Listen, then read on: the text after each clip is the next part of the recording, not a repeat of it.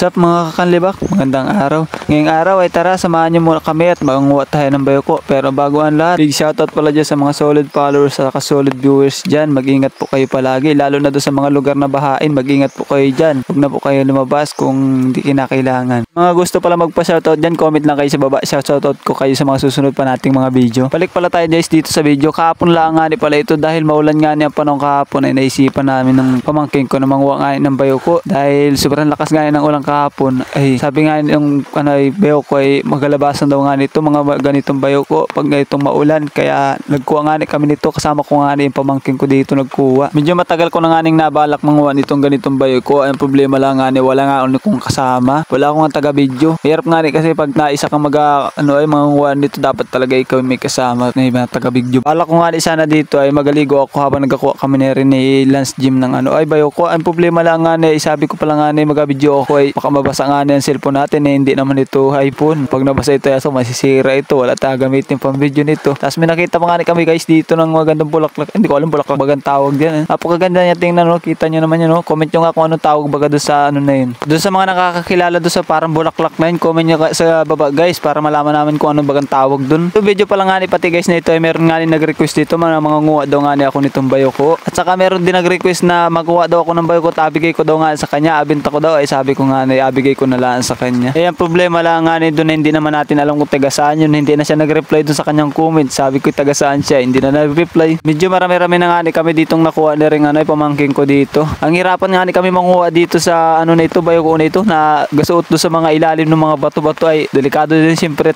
may mga aspang nakatira doon baka matuklaw pa siyempre, kaya nag-ingat-ingat din pagkuha. Madulas pati ang bato at nag-aulan-ulan nga nitong araw nito. Dito nga nakaabot na nga kami dito sa may malapit sa may Kabugsakan Falls. Nakakita pa nga ako din sa may ugat ng kahoy na ay balite yata rin kahoy nere. Dito nga dinukot ko na nga dito yung bayoko. Yung pamangkin ko sana pakuhain ko dito ng bayoko is kasi delikado at malanas rin gilid nere malalim pati. Baka mahulog siya. Ako na lang ang kumuha. Kaya ko naman kunin Dito nga naghahalwat ko nga dito yung mga bunot at nagatago nga doon yung mga bakayoko. Ay nagagaling matago. Natago din sa tao kahit papaano kahit mabagal sila gapangay. Pagkatapos nga din namin sa may taas-taas ng Kabugsakan pumunta nga kami dito sa may tangke ng tubig ng supply dito sa may barangay Tugos. Dito nga kami ang marami nakita ng pamangkin ko dito kasi yung mga tangke ng tubig ay napakalamig nun. Dito sa may taas-taas ng Kabugsakan Falls yan. 8 piraso waring nga kami nang nakuha doon dahil yung pamangkin ko umakyat doon sa may taas ng tangke ng tubig. Dahil nandun sila sa may taas nag-aakyatan. Yung iba ay nakadikit doon sa may katawan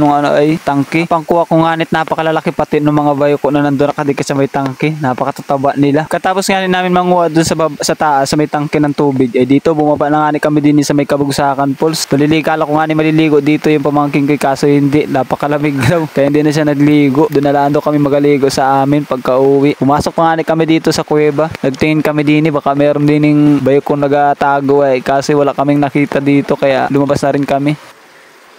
Dito nga guys, pagkatapos namin manguha ng bayoko ay umuwi na rin nga agad kami at nalamig na nga pati rin pamangkin ko walang pandong yan kanina ako'y nakapayong. Kala mo naman puno yung timba laman ng niyog. Gulpin laking niyog nakita namin kanina, dinala niya pa uwit. Abinto daw dun sa amin yung niyog. Sayang din, kwarta din yan. Malagtot na yung pamangkin ko pagdala ng dito ng timba. Pari gulpin bigat ng niyog, ng laki. Ito na nga pala lahat guys yung nakuha natin dito. Medyo malalaki nga nakuha lang namin dito at hindi na namin nakuha yung maliliit at kawawa naman. Napalaki-lakihin muna natin para sa sunod ay makukuha din. Sobrang laki nga itong isa na ito. Napakaitim ng balayan. Dito nga ito pinakuluan lang namin tapos tinanggal namin sa balat tapos tinanggal namin yung mga hindi manakainin. Tapos dito nilamas ko lang nga yan sa asin. Nakailang ulit nga ako nilamas dun para ito maluto na rin. Ito nga naluto na nga inadubo nga sa gata nung bayawing ko. Siya nga nagluto tapos nagprito nga kami dito. Medyo napalat mga luto namin dyan Di makain ng mga bata.